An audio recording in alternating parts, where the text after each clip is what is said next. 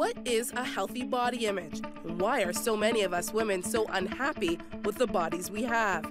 In fact, in a survey of 300 women for Glamour magazine, 97% admitted to having a "I hate my body" moment at least once that day. But why?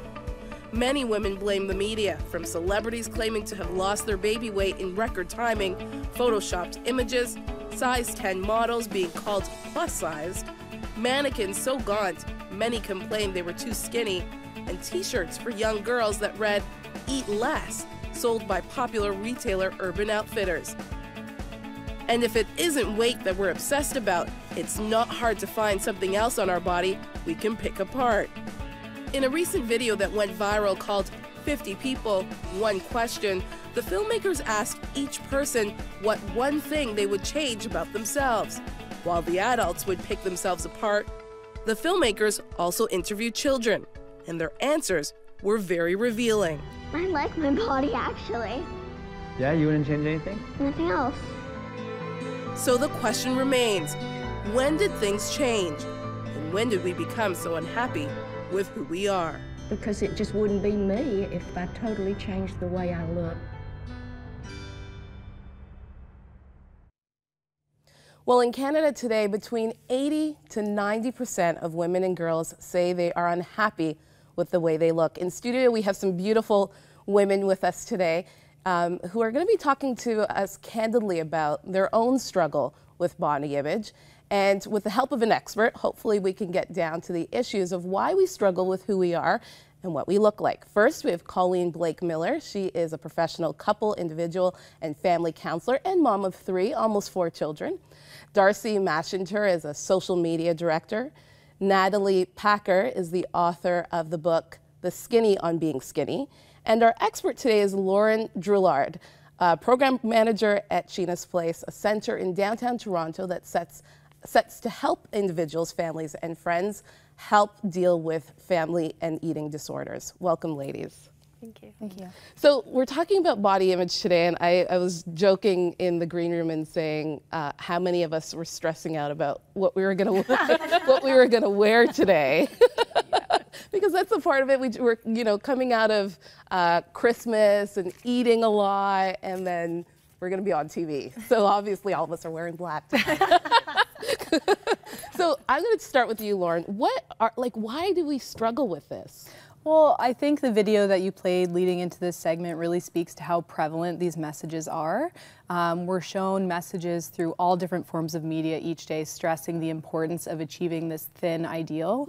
And beyond just the promise of attractiveness being attached to this thinness, there is this promise of people are more successful who are thin, people are healthy, people are more intelligent, people have better love lives, and the opposite messages are kind of implicit for people who are overweight. So it kind of puts this pressure on.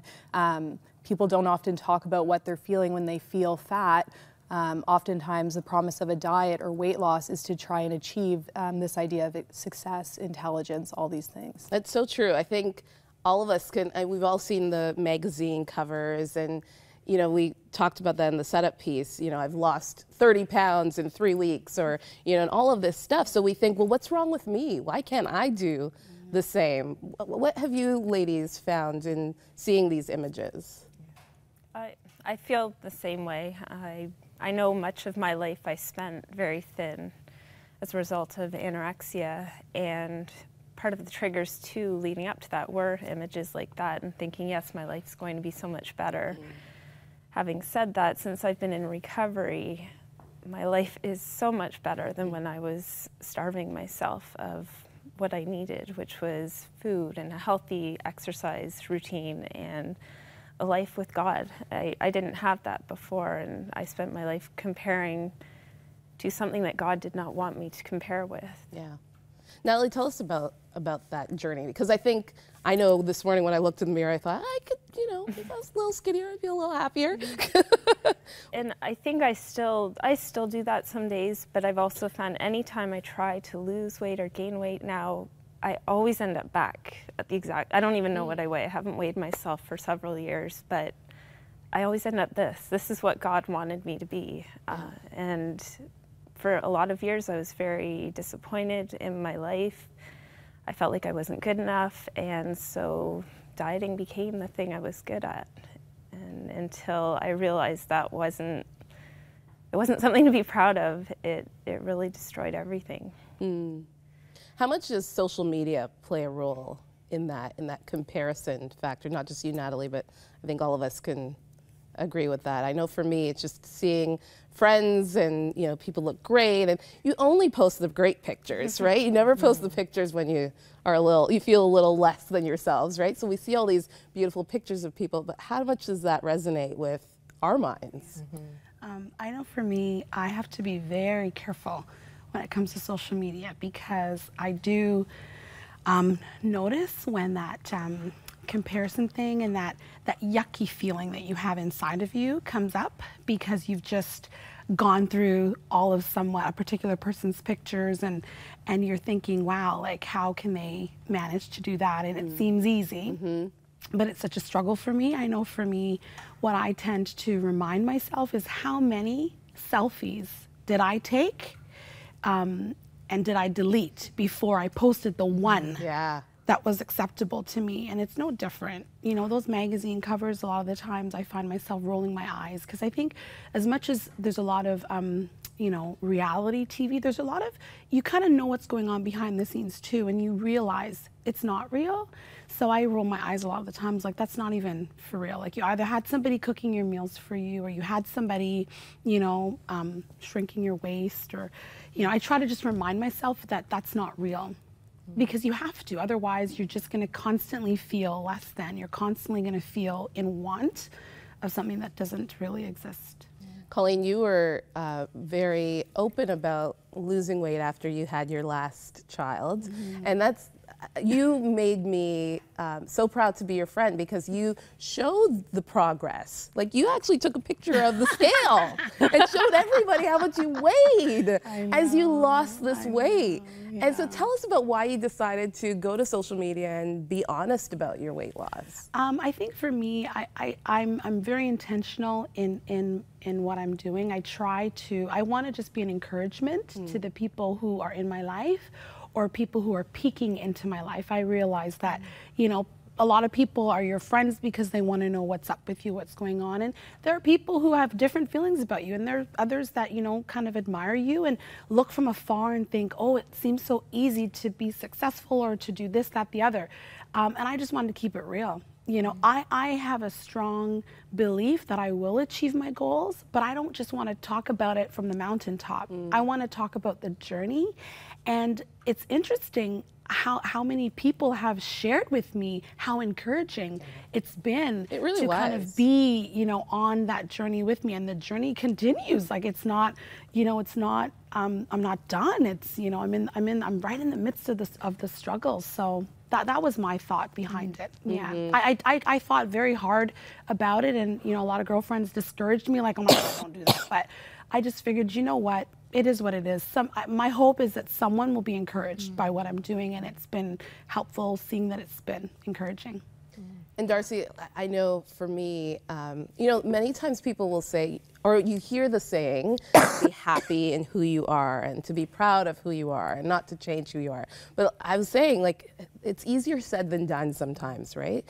What's been your journey? How have you tracked with body image and all of that? I feel like my struggle with weight has been a lifelong one, just fluctuating. And when I was in high school, I called those my frump years, because I just wanted to be invisible. I just hid in bigger clothes. And now for me, it's more about, okay, how do I be healthy? But I think, you know, being a single woman, so much of what I see on social media and what I see on TV, and even in, you know, real life with people that are living in front of me, is, wow, like, they've got this going on and they look like that, and I'm not enough. And it must be because of the way I look. It must be because I don't dress a certain way, or I don't fit the mold. And so that's probably why I'm still single, and that's probably why my life doesn't look like that person's. And it's this comparison that we see so much in social media. and it's like a disease, really. It's terrible. And I mean, I think I've come to see that more now that I'm working in social media. Now that it's my job, it's like you are a social media director, there all the time, and you're thinking about advertising and all that stuff, and it's hard. It's so hard for young women growing up. I think just that comparison, always comparing. I got to look like this. I got to be that. Yeah. So Lauren, what can we do? How can we go into 2015 with a healthier, more wholer perspective of who we are? Yeah, I think that's a really great question, and particularly going into the new year, it is a time when a lot of people are making resolutions to lose weight and to diet. If this is something that's being done, you know, for a health purpose, that's very different than something that is weight loss and appearance-based. And as I was speaking to a little bit earlier, a lot of these resolutions for weight loss are for the promise of something beyond just the weight. So what we often talk about at Sheena's Place is that fat is not a feeling. So if you have someone and they come home and they say, oh, I feel so fat. What are you actually feeling when you say that? Do you feel lonely? Do you feel unsuccessful? Weight loss isn't going to make those feelings better. And so I think the more open conversations we start having about those kinds of feelings and the kinds of things that we attach to looking a certain way can help to kind of break through that. I think we also need to be really careful about what we're viewing as we were talking about social media. It's so accessible now too, with everyone hooked up to the smartphones and having like Instagram, Facebook on your phone. It's hard. We already see enough media messages every day, but when it's connected to us on our person, they're coming at us even more. So to have that kind of critical awareness about things being airbrushed, things not being accurate is so important. Yeah. You know, one thing back to that setup piece that really resonated with me was these children who said, I don't think anything's wrong with me. And where do we change? Like, how do we transition from being happy with what we look like and who we are to being very judgmental about ourselves? I think about myself and my weight loss journey. I've been on diets and lost weight and then got pregnant and then struggling right now to lose a little bit that's left. How do we just be happy with who we are? Because I know I look back at pictures and I'm like, I didn't look that bad. But at the point when I was there, I thought I looked horrible. And then I look back and I'm like, I actually looked kind of cute that day. So how do we go back to just being happy with who we are, like those little kids? I think there's a sense of shame that comes with a lot of our body image. And like you were saying, as soon as one person talks about it and says, you know what, this is what's going on and this is my struggle, and all of a sudden there's this freedom that says, oh, I struggle with that too. And I've found that over and over again. And I think that's what we need to do. You know, we need to be open and honest in community and journey together. Because as soon as someone owns up to what's really going on, it just knocks down walls in people's hearts and what they're going through, I think. Yeah. And sorry, you were going to say, Natalie. I was going to say as well, I think when we engage ourselves in activities that make us feel good about ourselves, we stop focusing on what we look like. Like, you can be all sweaty at the end of a game of volleyball if that's what you enjoy, and you don't sit there and think about what you look like. You had so much fun. And for myself right now, I'm heavily involved in prayer at my church, and I find it's the first time where I'm not thinking about myself all the time. I'm helping other people, and I'm not sitting here dwelling on myself, because there's so many other things that are important than that. As a mom, I think, like, what messages do my kids need to hear from me? And I'm really intentional trying to build them up, their sense of self. Like this, my eldest is always wanting to look cool for some reason. Oh, but mommy, you know, this is gonna make me look cool. And I try to remind him, no, you are cool. You know, you determine what cool is just because of, you know, what's inside of you. And so if I were to, you know, transfer that over to what do I need to hear messages continually that I'm okay, that I'm beautiful. You know, doesn't matter what your hair looks like, what you're wearing, what your weight is, you're beautiful. And it's very difficult because the messages coming from outside are just so strong and so opposite to that. But surrounding myself with people who will, you know, give me the right messages, you know, that like what does God think about me, and the people in my life that will kind of reiterate that and pour that into me. I think that is more of what I need and more of what we need. And so I know I'm trying to be intentional about that with my little ones and with myself too. You know, catch myself when I say those silly things that we say to ourselves all the time. I think you ladies hit the nail on the head, because we were saying before that, you know, when somebody says, oh, you look great, we think that means you look skinny, or, you know, you've lost some weight. And we for some reason, that's how we put those two words together. Like, we just think, oh, it means weight. And so maybe as women, as new friends too, we can encourage each other in that and saying, oh, I love your haircut. And it doesn't have to be weight centered. It could just be about how we look generally. Lauren, would you say? And even things that aren't appearance based, right? Oftentimes we don't give enough compliments about, like, even to children. I saw you being such a good friend and sharing today. That's wonderful. Or, you know, you got this mark in a test. That's great. Or I heard you did really well in the meeting at work today. That's awesome. Making things less kind of appearance orientated can really help with that as well. Yeah. So we only have a few minutes left, and I want, Colleen, you're expecting your 4th child. Congratulations, you are superwoman. I don't even know how you do it. But I think there's something to say about pregnancy as well, and that mindset of wanting to lose weight and still look a certain way. Yeah. The reality is it doesn't go away. The struggle, it doesn't go away, because as I shared with Maggie, when I shared with her that I was expecting again, I said the sad thing is the minute that I saw that, you know, like that additional line on the stick, I was like, oh, the first thought that came into my mind was, oh no, I'm gonna gain back all this weight that I've lost. And celebration. Well, the celebration came way after Maggie. Okay, like, I'm just gonna keep it real. Like, I literally, I'm being very real, I took the stick and I threw it out of the bathroom. My husband was waiting outside the bathroom. I was like, it was kind of like, oh, and my main focus was, you know, my weight loss journey kind of now takes on another chapter, which is unfortunate, you know.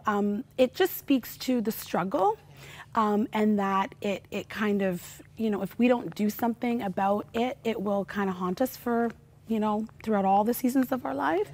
But now that I'm happy and, you know, excited and stuff like that, I do still pay attention to weight, but it's just, it's a struggle, I think. It's a struggle that we all go through, but one that we can encourage each other in. I think this is a good conversation, ladies. Thank you again for joining us on this body image journey that we have for 2015.